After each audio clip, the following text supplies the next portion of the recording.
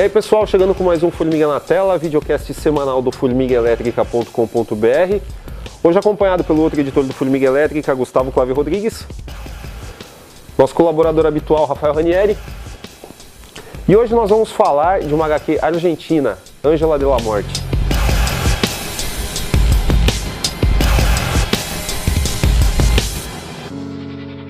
Primeiro o quadrinho argentino, né, que a gente fala aqui, né, a gente demorou bastante.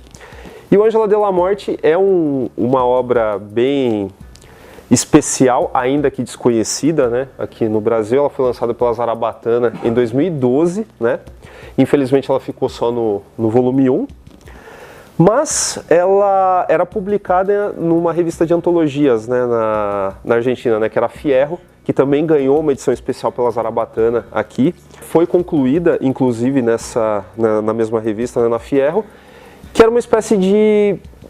assim, o exemplo que o leitor brasileiro tem, mais ou menos, desse tipo de publicação, seria a nossa revista Animal, né? Sim. Que circulou aqui até o começo da década de 90. Mas falando aí do Ángela de la Morte, que é uma história que desafia um pouco a classificação de gênero, né? Ele é sci-fi, ele é terror, ele é espionagem, né? Eu até colocaria drama também. Drama, sim. Por mais que nesse primeiro segmento, né, infelizmente a única coisa que veio aqui pro Brasil não tenha muito, você termina e você fala, nossa, essa personagem vai passar por uma provação dramática, assim, incrível, assim, né? Só para situar um pouquinho, caso você não tenha lido Ángela de la Morte, nós temos uma organização que tem a experiência deles, quer dizer, a experiência, eles já estão usando isso, né? Que é você conseguir praticamente separar a alma do corpo, e essa alma você pode colocar em outro corpo, tal. Então aí que tem todo o caráter de espionagem da HQ. É claro que não fica só nisso, não é tipo a outra face com o Nicolas Cage, né? Você tem um elemento de terror muito, muito grande. Por quê?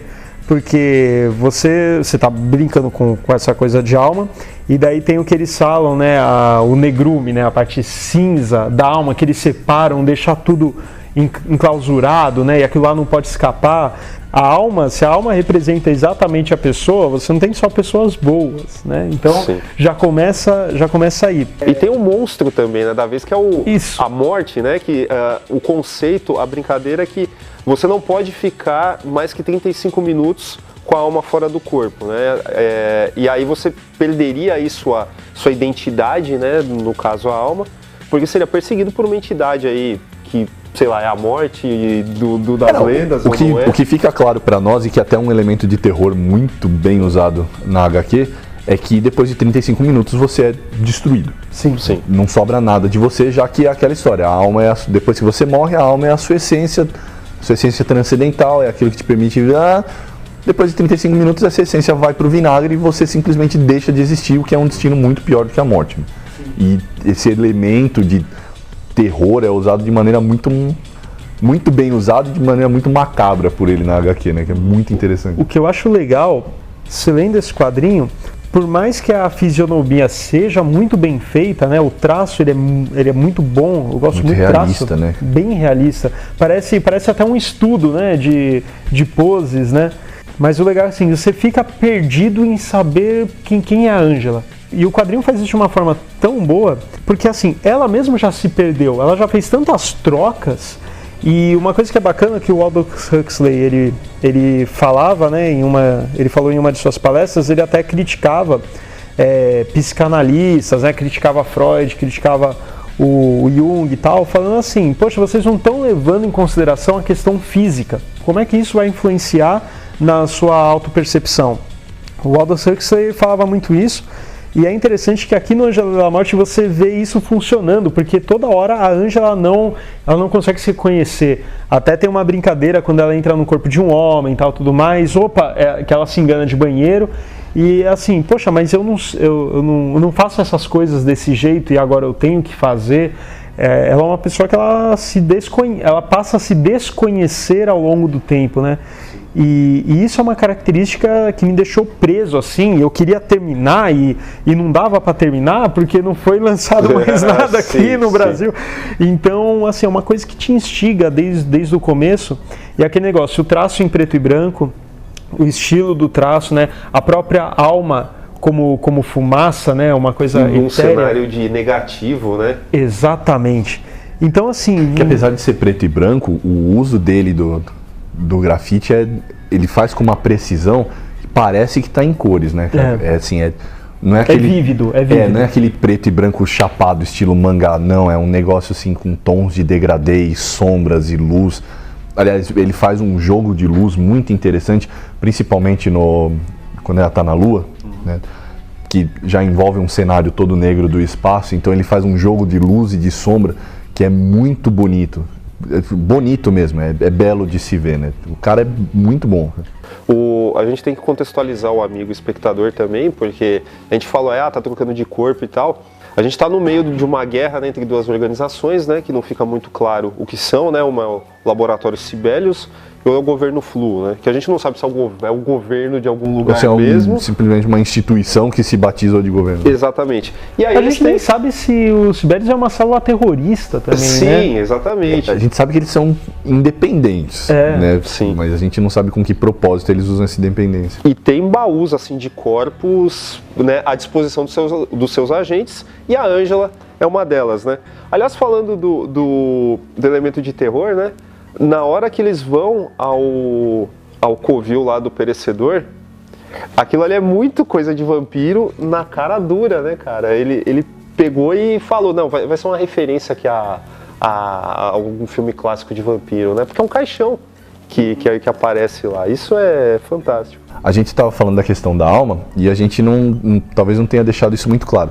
A alma aqui, na HQ, ela não é aquele conceito religioso, místico, transcendental. A alma aqui ela é tratada como uma materialidade física, né? A alma é algo, ela é um produto e é impressionante assim, como o Sanz ele usa isso para mostrar como o ser humano ele é. Você falou, né, lá no começo, não existem seres humanos que são absolutamente bons nem maus, tem aquelas escalas de cinza. E é impressionante como ele usa essa compreensão objetiva da alma para explorar o cinismo que a humanidade tem da percepção dessas coisas, né? Quando tudo é religioso, é tudo absoluto. Então a gente fala, não, a alma da pessoa é sempre pura na religião cristã, né, que é a que a gente conhece melhor, ela volta para Deus, ela vai para o inferno, sabe? Tudo trabalhado em absolutos. O Sanz não, ele desmonta, ele pega esse conceito de alma e ele desconstrói isso e ele traz todo o peso da materialidade física e ele torna a coisa toda amoral, simplesmente trabalhando o tema do ponto de vista da ficção científica. Ele não está fazendo crítica nenhuma, ele não está, sabe, apertando nenhum calo. Tanto é que a gente nem sabe que situação a população está, que situação o mundo está. A gente não... no futuro daqui a 500 anos, daqui a 500 mil anos, daqui a 5 anos... A gente não sabe. Só o que a gente sabe do ponto de vista do Sanz é o seguinte, olha, se a gente tivesse como lidar com a alma como se fosse um objeto físico, como se ela fosse um produto, ela se tornaria tal. A gente seria absolutamente cínico, a gente usaria ela como moeda de troca, a gente usaria ela com princípios militares. O corpo seria uma carcaça. O corpo é uma mera carcaça a ser ocupada, é um veículo, como um carro que você pode jogar barranco abaixo. Usado é mais barato. Usado é mais barato, sim. Eu achei esse cinismo, essa amoralidade que é tão natural à circunstância que ele constrói, uma puta sacada, né, cara? É genial. E isso casa muito bem com o preto e branco, né? Com a arte, né? Com a arte em preto e branco, sim. Nessa questão do corpo, cara, a gente tem um lance muito bacana que é a parada do avatar, né? Que meio que a gente vive na questão de rede social hoje e tal, que é uma discussão aí que já remonta a Philip K. Dick, há muito tempo a gente tá sempre caindo nisso, né? O nosso querido PKD tava certo, né? Porque ele tá... A gente vê que as boas obras, as obras mais relevantes que a gente traz aqui, elas trazem alguma coisa do DNA, da influência dele, né? Você citou o Philip K. Dick, mas o Asimov, ele também falava, né, que o maior desafio da humanidade, e que tá nesse elemento do Ângela de la Morte, o maior desafio da humanidade é conforme a gente fosse compreendendo melhor o universo que nós vivemos e conforme a tecnologia fosse avançando, o maior desafio da humanidade seria manter a sua consciência moral diante desse conhecimento que nós iríamos adquirindo. E do ponto de vista do Sans, a humanidade não tem muito para onde ir, não. A partir do momento que a gente descobrisse, por exemplo, que um conceito mítico, transcendental como a alma fosse tornado algo materialmente físico, a gente ia tratar com o mesmo cinismo, com a mesma consciência de descartável que a gente trata qualquer outro produto, né?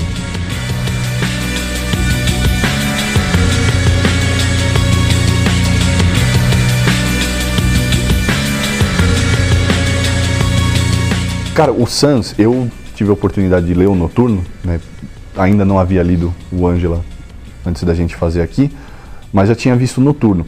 E eu fiquei, assim, extremamente surpreso a hora que eu peguei o Ângela para ler, porque o Noturno, cara, ele é, assim, muito bem feito, muito bacana, vale muito a pena. Quem não leu, leia, é muito bom. Só que, se você pega o Noturno e pega o Ângela de la Morte para ler logo em seguida, cara, são dois autores diferentes. São dois caras completamente diferentes, porque o Noturno, ele tem aquela pegada de realismo fantástico, bem ao estilo argentino, Jorge Luis Borges, Julio Cortázar. Assim, já existe, ele trabalha muito bem o terror, ele trabalha muito bem o drama, tem ali assim, é estilo, é como se Edgar Allan Poe tivesse lido Jorge Luis Borges e falar, não, agora eu quero fazer algo do tipo também. É uma história fechada, então ela funciona muito bem. E, cara, você pega o Ângela de la Morte e fala, puta, é um negócio completamente... A parte do terror, você até vê, assim, alguns paralelos, você vê, assim, o estilo dele ali. Mas de resto, cara, a parte da ficção científica, você fala, puta, velho, esse cara é um gênio, cara. O cara consegue trabalhar gêneros distintos, assim, com a mesma qualidade, com a mesma criatividade. Pô, o cara é muito bom, velho. O cara é muito bom mesmo. Falando nessa divisão aí de gêneros, cara, a gente funciona mais ou menos assim, né? Começa com a parte da espionagem, né? Depois a gente vai pro terror e, por fim, a parte da ficção científica lá na Lua, que era a parte que nós íamos... que eu gostaria de abordar agora. Que é falando, né, que a gente tem a virada, que até então a gente é apresentado lá o conceito da alma, né? A alma que 35 minutos ali de vida e tal, tem os desalmados e tal, beleza? E aí a gente chega lá naquele lance já da extrapolação, né, desse sentido, porque fala, ó, agora tem a operação da alma, né? Você vai tirar sua parte ruim, vai ficar só partes boas, né, cara? E aí você já pensa, pô, que piração, mas vamos ver o que vai acontecer. É uma pergunta, né, que é pertinente, né, que eu lembrei, parece que não tem nada a ver, mas, por exemplo, o café descafeinado, né? Pra onde que vai a cafeína, né? Entendeu? E aí eles fizeram a mesma pergunta, né, na questão da parte ruim da alma, né, para onde que vai isso? E a história lembra muito o episódio, ele já falou que lembra, né, vamos ver se você vai lembrar, o episódio da Nova Geração em que a Tasha Yar morre, que tem a gosma preta, né? Cara, sinceramente, eu acho muito difícil que ele não conheça esse episódio da Nova Geração. Com certeza, não, cara. Você escreveu ficção científica e pelo menos não assistiu Star Trek. Puta merda, né? E daí tem um lance, assim, na hora que tá tudo fechado e daí quebra e tudo passa, na hora eu pensei, puxa, olha, é como se fosse a caixa de Pandora, né? Como se fosse o jarro de Pandora. Então, toda a maldade agora foi liberta, né? E agora, como é que a humanidade vai lidar com isso? Mas ainda assim, indo além disso daí, o que é interessante é justamente o seguinte, esse lance da Ângela se questionar o que é essa maldade, faz a gente também se questionar, porque antes a gente achava que era a ideia mais clichê possível, né? E agora aqui você vê um outro lado da moeda, quer dizer, você não vê, né, porque não continua aqui no Brasil, mas esse outro lado, afinal, o que será essa maldade mesmo?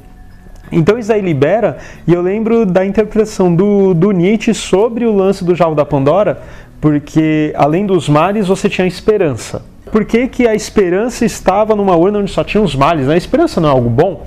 E daí o Nietzsche fala, não, aí que está a questão. Se o cara tem esperança, ele pode persistir no erro, né? Ele pode se manter eternamente frustrado aí por causa da esperança. Então, a esperança pode ser uma coisa ruim. Quantas possibilidades narrativas de ideias, tipo, essa liberação dessas coisas ruins, né, por assim dizer, vai ter nessa história, né? Para encerrar, né, a metáfora daquilo que a gente falou do tanque, né, vamos falando como o Sibelius, né, que é o responsável pela extirpação do mal da alma das pessoas, né, pegamos tudo que tinha de ruim e botamos na Lua, né, então tá tudo certo, né, e aí uma hora conforme o Gustavo já deu spoiler, o tanque estoura, né? Mas isso não é um spoiler porque... É, primeiro volume. Você tem um tanque de matéria cinza lá, que é toda a maldade do ser humano na Lua, é claro que vai dar merda, né, em algum momento. Então, beleza, e o bagulho estoura, né? Coitada da Ângela, tá lá na missão dela e se ferra, é como termina o primeiro volume. Então, cara, a gente pode encontrar um paralelo muito forte com a questão que a gente falou do Jung, né, antes, né? Com a questão da sombra, né? Que o processo terapêutico é justamente a integração da sua psique com sua sombra, né? A aceitação da sua sombra não como uma coisa ruim, como uma coisa que faz parte, que é inerente a todo ser humano, né? E quando você nega isso, né? Quando você começa a jogar para baixo do tapete, falar, eu sou bom demais, tal, uma hora você estoura, né? Uma metáfora belíssima disso é o Cisne Negro, né? do Aronofsky. E aqui no Ângela de la Morte a gente tem uma outra interpretação psicanalítica fantástica, numa HQ que passeou por terror, passou por espionagem, passeou por ficção científica. E assim, são menos de 100 páginas e olha tudo aqui que a gente conseguiu conversar, cara. E a gente ainda tá segurando. Tem muito mais coisas.